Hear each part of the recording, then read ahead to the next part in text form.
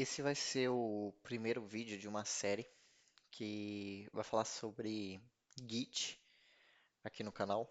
E antes de começar, eu queria dar alguns avisos rápidos. O primeiro é que, se você precisar, você sinta-se à vontade para acelerar esse vídeo, seja para 2x, 2x e meio, whatever.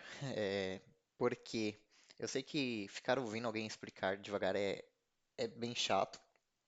Porém, explicar rápido é difícil, então eu não vou ficar tentando falar rápido e, enfim, porque seria bem ruim. Então, esse é o primeiro aviso. O segundo são sobre as fontes de onde esse conteúdo foi retirado. Ele é uma somatória de experiência pessoal, com alguns conteúdos que eu acabei estudando agora na minha pós-graduação, é, algumas coisas retiradas de internet, ChatGPT, pesquisas, enfim. Como eu vou explicar, né? Eu vou explicar usando alguns exemplos aqui no Escola Hidral, como eu costumo usar sempre, e também fazer alguns exemplos bem básicos aqui do Git mesmo, só para ficar um pouco mais palpável alguns pontos, né? E também o que que vamos falar nessa aula, que eu deveria ter começado com esse tópico. Nós vamos falar um pouquinho sobre o que é o Git mesmo, de fato, como que ele funciona ali, e a estrutura base do Git. Então, esses vão ser os três pontos, tá? O que é, um pouco sobre como funciona e qual que é a estrutura base desse sistema, beleza? Então, o Git, ele é um sistema de, de controle, né? De, de versionamento. E dentro dessa categoria de sistemas, existem sistemas que são centralizados, né? Então, o sistema centralizado ele funcionaria da seguinte forma: tem um servidor e esse servidor possui ali os arquivos do teu projeto e todos os computadores que precisam ali, né, usar esses arquivos para trabalhar no projeto, eles precisam ali ficar se comunicando com o servidor para buscar os arquivos, o histórico, etc. Então, assim, o centralizado é onde existe um servidor único com histórico e o desenvolvedor depende dele para trabalhar. Então, se esse servidor aqui der pau, ficar indisponível, fica todo mundo é, inativo, né? Sem conseguir realizar ali suas tarefas. Já o Git, ele é um sistema distribuído, né? Ele é um sistema de controle ali, de versionamento distribuído. O que significa? Que nós temos um servidor, possui sim ali os arquivos do projeto, histórico. Porém, quando você baixa ali o projeto na tua máquina, você não baixa só os arquivos, né? Você possui uma cópia dos arquivos do projeto e do histórico de tudo que tem naquele servidor. Então, todo mundo que baixa possui uma cópia do projeto exatamente igual estava no momento em que você baixou, né? E isso acaba gerando uma possibilidade de você continuar trabalhando offline, mesmo que esse servidor dê um pau, alguma coisa do tipo, dê algum problema, você vai conseguir continuar trabalhando normalmente, porque tu vai ter o projeto lá na tua máquina e você não vai depender de nenhum outro computador para continuar trabalhando. Na hora que esse servidor voltar, você pode pegar e enviar lá as coisas que você fez, as alterações para o servidor, e outras pessoas, colegas de trabalho também podem enviar e baixar e, enfim, comparar o que tu fez com o que eles estavam fazendo e mesclar e dar continuidade no projeto, né? Então, assim, ó, isso significa que se o servidor cair, você ainda tem tudo no seu computador, histórico, branches, commits, você pode trabalhar normalmente e sincronizar depois. E isso é bem legal, né? Agora a gente vai falar um pouquinho sobre a estrutura do Git. O Git ele tem ali é, três, vamos colocar assim como três áreas, né? Tem o Director, o Stage Area e o Repository. E aqui tem alguns exemplos de comandos básicos, né? Que aqui um que você mostra aqui o que está sendo modificado ali no seu Work Directory. Enfim, eu não vou entrar muito aqui no mérito de comandos, que essa aula é para ser um pouco mais realmente conceitual, tá bom? E vamos à explicação sobre cada um. deles. Então, assim, o Work Directory, ele é a pasta onde nós editamos nossos arquivos. Então, imagina, você vai lá, baixa o arquivo, começa a fazer as tuas tarefas nesse projeto, baixa os arquivos, né? E você está trabalhando e se você der um git status ali para ele verificar qual é o estado dos arquivos no Work Directory, você vai ver que os arquivos que você modificou vai estar vermelhinho ali, porque indicando que teve modificações. Então, o local onde você trabalha com os arquivos de fato, onde você está lendo, modificando ali, é o Work Directory, que é chamado no Git, tá bom? O staging area, que é a área de preparação, né, o index, ela funciona como uma sala de espera. Você decide quais arquivos irão entrar no próximo commit, perdão. Então o comando git add move para o staging area. Então assim, você está lá trabalhando, fez ali as tuas modificações, aí dá um git status, está tudo vermelhinho e fala, poxa, eu quero realmente guardar essas modificações. Então, para guardar ela, eu vou tirar do Working Directory e vou mandar pro staging area. Eu vou falar, ó, dá um git add no terminal, enfim, e você vai pegar esses arquivos e vai mandar para uma área de preparação, que é a área que você está preparando para fazer o teu commit.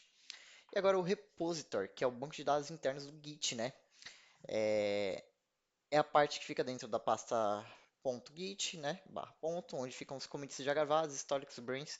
É o banco de dados local ali do Git, onde guarda as modificações, o histórico de modificações, os arquivos. Então, assim, para chegar aqui, os arquivos eles são preparados, né? Você está lá no Work Directory, aí você manda para o staging area, dando um git add, e aí depois, quando você dá um git add, você pega e manda aqui para o repository, criando um commit de fato, né? Colocando lá git commit, e colocando uma mensagem de commit para você poder encapsular esse commit, ter alguma referência para você achar ele depois, não somente um hash. E quando você faz isso, de fato você está falando para o Git, olha, eu quero que essas informações que eu modifiquei aqui, que elas sejam gravadas aqui nesse ponto do projeto. Belezinha? Continuando aqui, então, vamos lá. Como que o Git funciona agora, né? Então, antes eu acho que eu vou fazer um exemplo prático bem rápido, ou eu vou pegar, deixar para fazer aqui, vou deixar para fazer aqui embaixo, né? Não, vou fazer aqui também, para ficar mais claro. Tem meu terminal aqui, ó. Aqui eu tenho meu diretório. Se eu der um ES, não tem nada no diretório, né? Eu vou criar aqui um arquivo só para... Vou dar um git init para mim. Git init. Beleza, git status, não tem nada. Então, ó, não tem nenhum commit, não é na branch master. Eu vou fazer assim, vim first file.txt. Só um arquivo comum aqui, falou hello world. Vou salvar. Bom, aqui, como eu estou no Work Director, né? Eu estou trabalhando aqui com esse arquivo, eu estou modificando ele, eu estou criando, como eu fiz aqui. Então aqui eu estou no Work Director. Se eu der um ls, você pode ver, ó, que ele pegou, oh, não ls não, perdão, um git status. Ele vai mostrar, ó, você está no Work Directory, né? E, enfim, tem um arquivo aqui que você modificou e não comitou. Aí eu falo assim, olha, Git eu quero, né? Quero mandar esse arquivo aqui para o staging area, para a área de preparação. Então, Git add, só para ir para a área de preparação. Se eu der um Git status, ele fala, ó, beleza, você tem aqui, né? é, um arquivo aqui que você colocou aqui na área de preparação. Você vai querer comitar isso, vai querer gravar isso no teu banco de dados, essa modificação? Você fala, quero sim, então eu vou criar um commit aqui, né? Git commit, sei lá, some message.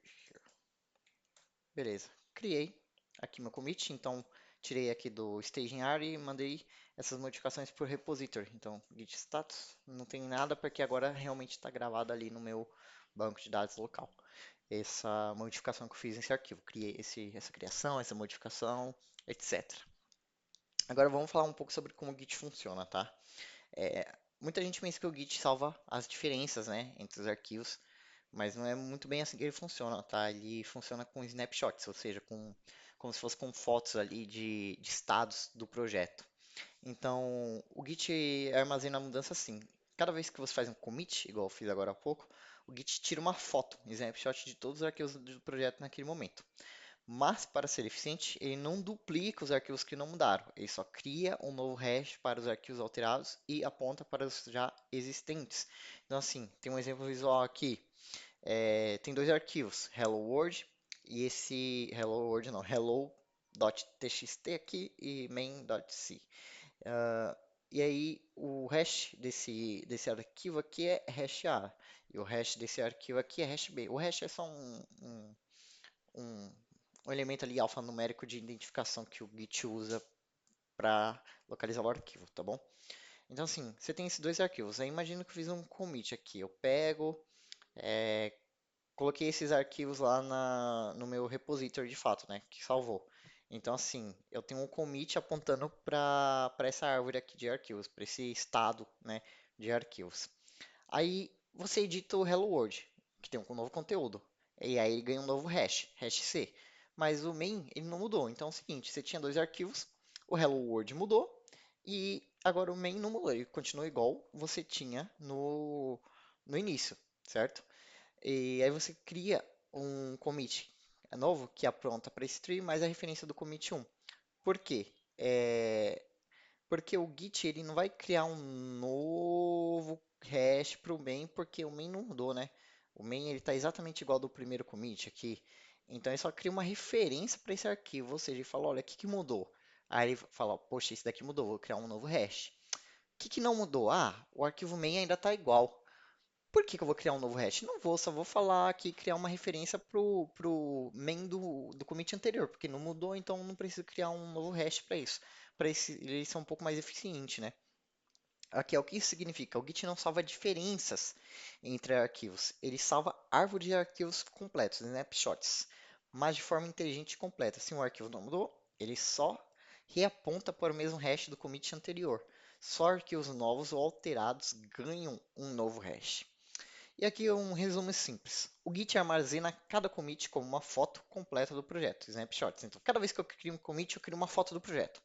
Mas ele só cria novos hashes para os arquivos modificados. Os arquivos que não mudaram continuam apontando para os hashes já existentes. Então, ele sempre tira uma foto no commit, mas ele só cria hashes novos para os arquivos que você alterou naquele momento. Se você não alterou algum arquivo, ele simplesmente fala, olha, na foto eu vou colocar aqui uma referência para o commit anterior, porque esse arquivo aqui tá exatamente igual ele estava no commit anterior. Então, não preciso criar um hash novo para esse arquivo, né? E aqui tem um exemplo visual aqui do commit, né? Tem aqui um commit que tem um hash, esse hash aqui, aí tem hello world main de novo. Aí tem o segundo commit, editamos apenas o arquivo hello.txt. Então, sim, esse daqui, ó, tá vendo que tem o hash? Então, novo conteúdo, novo hash. O main não mudou, então não mudou. Reaproveita o hash anterior. Commit 3, alterando apenas o main agora, no terceiro commit. Então, assim, o hello pega a referência do commit 2, porque daqui para cá ele não mudou nada, e o main tem um novo hash. E é assim que o Git ele funciona ali, é, bem superficialmente, né? Então a gente conseguiu passar aqui por coisas como o que que é o Git, né? Para que que ele serve, a diferença entre um sistema de versionamento ali centralizado para um distribuído, que é o caso do Git, é a estrutura do Git, do Work Directory, o Staging Area, o Repository, para que cada um serve, e um exemplo aqui de como o Git ele é eficiente na coisa de não ficar criando novos hashes para arquivos que não foram modificados, porque ele não salva diferenças entre arquivos, ele sempre cria um snapshot, ou seja, uma foto do projeto naquele momento ali, e a partir dessa foto ele sabe o que, que mudou e o que, que continua igual, criando as referências, porque ele cria uma referência para o commit antigo dos arquivos que não foram modificados. E, enfim, isso torna ele muito rápido, muito eficiente e muito confiável ali na hora de versionar o código. É, vou ter outros vídeos aqui no canal e no blog sobre esse tema, vamos nos aprofundar bastante aí, espero. Mas esse só foi um vídeo introdutório dessa série sobre Git e versionamento de código.